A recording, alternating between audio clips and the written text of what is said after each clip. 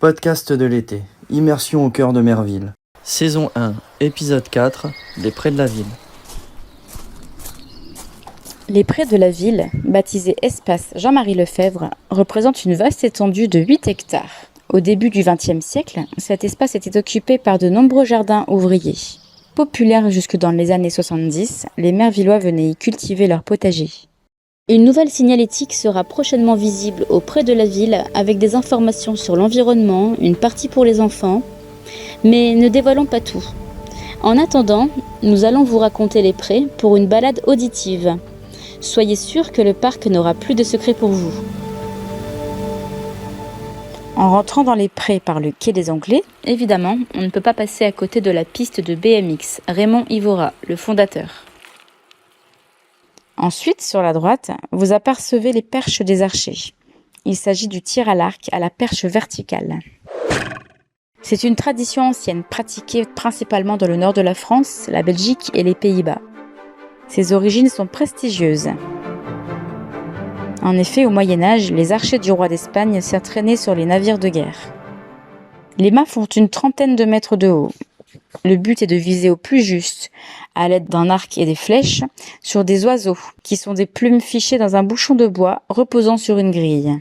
Cette grille est supportée par un mât vertical, pouvant, par un système de cordes et de contrepoids, être basculé dans le but de recharger la grille en oiseaux. Plus nous montons au sommet de la perche, moins les oiseaux sont nombreux, et plus ceux-ci valent de points. Nous pouvons ainsi distinguer les petits oiseaux, les oiseaux inférieurs, intermédiaires, supérieurs, et l'oiseau d'honneur, seul et unique oiseau trônant au sommet de la perche, qu'on appelle aussi papegay. L'association Les Archers de la Lys participe à des compétitions et des championnats tout au long de l'année. Ensuite, au milieu se trouve l'étang, prisé par les pêcheurs et par l'association La Tanche Mervilloise. Un étang est un écosystème unique qui abrite une grande variété de vie aquatique. Les plantes aquatiques jouent un rôle important en fournissant de l'oxygène pour les poissons et d'autres organismes aquatiques. La vie dans un étang est souvent interdépendante.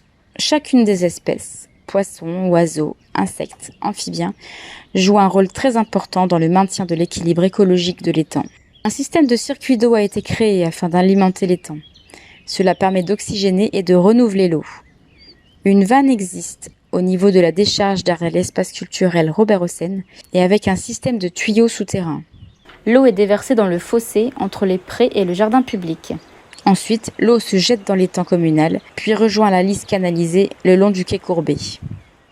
L'étang est peuplé de plusieurs espèces, carpes, tanches, brèmes, esturgeons, gardons, rorangles, ablettes, goujons. Ce sont les mêmes poissons dans la Lys ou dans la Bourre. Il est possible d'y pêcher avec un permis de pêche annuel ou un ticket journalier. Sur le côté se trouve l'espace des enfants, avec toutes sortes de jeux. Chacun y trouve son bonheur. Des jeux d'enfants à la tyrolienne, en passant par le city. Il y en a pour tous les goûts et tous les âges, avec la rampe de skate. Et maintenant, partons à la découverte des zones naturelles. En s'enfonçant un peu plus, nous arrivons au verger.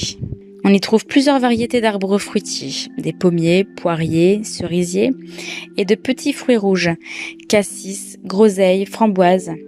Ces plantations ont un but écologique et social. Associées à la gestion douce, la fauche y est réalisée 3 fois par an à peu près, elles permettent de favoriser la biodiversité, insectes, oiseaux, fleurs sauvages, et de recréer un habitat, mais aussi de procurer des fruits aux promeneurs. Si c'est le moment de la récolte, servez-vous. Entre le verger et la plaine papillon, 80 arbres ont été plantés en 2022. Ce sont des arbres qui s'adaptent particulièrement bien au milieu humide et qui, en plus de développer la biodiversité, auront vocation à pomper l'eau en cas de débordement. À côté du verger, c'est la plaine aux papillons. Cette prairie est tondue entre 2 et 3 fois durant la saison. C'est ce qu'on appelle une tonte raisonnée et qui permet aux plantes indigènes de se développer naturellement afin de fleurir. Cela permet d'héberger un cortège d'insectes utiles pour la pollinisation, qui est un maillon essentiel de la chaîne alimentaire de cet écosystème riche. Ouvrez l'œil, vous pourrez peut-être admirer différentes espèces de papillons. Au fond de la plaine, vous trouverez un parcours sportif avec différentes machines. Sur les côtés des prés, c'est-à-dire le long de la lisse, il s'agit de zones naturelles préservées, jusqu'à la pointe des prés où se trouve la roselière. Les espaces naturels sont de haute valeur écologique et constituent une richesse certaine pour ses habitants. La présence de zones humides sont des réservoirs de biodiversité importants qu'il est primordial de maintenir, entretenir, développer et protéger. Dans la zone naturelle, le long de la lisse, du côté du quai courbé, se trouve le chemin en mésange. Ce chemin qui longe la lisse est un écosystème riche. Prenez le temps d'observer et écouter.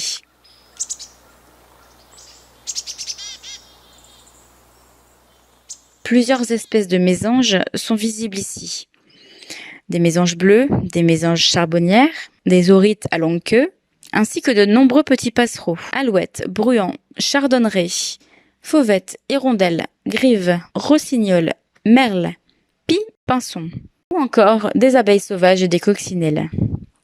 On retrouve d'ailleurs 90 espèces d'oiseaux dans l'ensemble des prés. En s'enfonçant jusque dans la pointe, on découvre l'entrée de la roselière. La roselière a été créée pour favoriser la biodiversité. Elle offre un habitat pour les animaux, tels que les amphibiens, les insectes, les poissons et les mammifères. Le fait d'entretenir cet espace attire davantage les canards, les foulques, les poules d'eau, les martins pêcheurs, les hérons, bref, tous les oiseaux d'eau et de bordure d'eau. La végétation dense et la présence d'eau tout au long de l'année en font un lieu idéal pour la nidification, l'alimentation et la migration de nombreuses espèces animales. Les plantes qui apprécient particulièrement les zones humides sont de retour spontanément dans cette partie des prés. La roselière est un milieu fragile et sensible à la pollution et aux perturbations humaines. Il est donc important de respecter les règles de protection des espaces naturels et de ne pas déranger la faune et la flore qui y vivent. La remise en valeur de la roselière est en cours avec l'entretien et la taille régulière des végétaux. En revenant du côté du quai courbé et en ayant passé le chemin aux mésanges, vous allez trouver la mare aux tritons. Les zones humides sont un écosystème important dans un parc, car elles contribuent à la biodiversité. Il s'agit ici d'une mare tampon, permettant d'absorber l'eau en cas de montée d'eau de l'étang communal avant qu'elle ne parte dans la rivière. Elles abritent également de nombreuses espèces animales et végétales spécifiques, notamment des tritons, des grenouilles, des libellules. Cette mare est un écosystème riche en amphibiens, plantes de zones humides et larves en tout genre, très utile pour la reproduction des odonates, des libellules, des lestes, des acnes, des grenouilles ou des tritons. Reliée au fossé, elle peut aussi servir de frayère au printemps. Les grands arbres autour sont un habitat de choix pour bon nombre d'oiseaux comme le grimpereau des jardins, le pic-et-pêche, les éperviers. Quand vous avez exploré le moindre recoin du parc et que cet espace n'a plus de secret pour vous, vous pourrez par exemple ressortir du côté du jardin public. On pourrait surnommer cet espace l'arboretum. Cet espace était le jardin du propriétaire du château, délimité par la rivière. Le château Arnoux doit son nom à une ancienne et riche famille marvilloise, la famille Arnoux. Celle-ci, propriétaire de la briqueterie Arnoux, fait construire la bâtisse après la Première Guerre mondiale. Le château est une grande maison bourgeoise de pierre rouge, comportant autour d'un vaste hall que surplombe un escalier en marbre de nombreuses pièces. Lors de la Seconde Guerre mondiale, la famille Arnoux quitte sa demeure, occupée par les Allemands, puis par les Américains en 1945. La maison est ensuite laissée à l'abandon, avant d'être rachetée en 1968 par M. Guestin. La ville en a fait l'acquisition en 1977. Différents arbres et plantes de diverses origines botaniques ont été associés. Certains sont remarquables. On peut y trouver un cèdre du Liban pleureur bleu, un hêtre pourpre, un frêne, un tilleul, un épicéa, un thuya, un pin noir, un aulne, du saule pleureur, du noyer, du noisetier, du merisier. L'espèce la plus remarquable de l'arboretum est le cèdre du Liban, parfois appelé cèdre du mont Liban.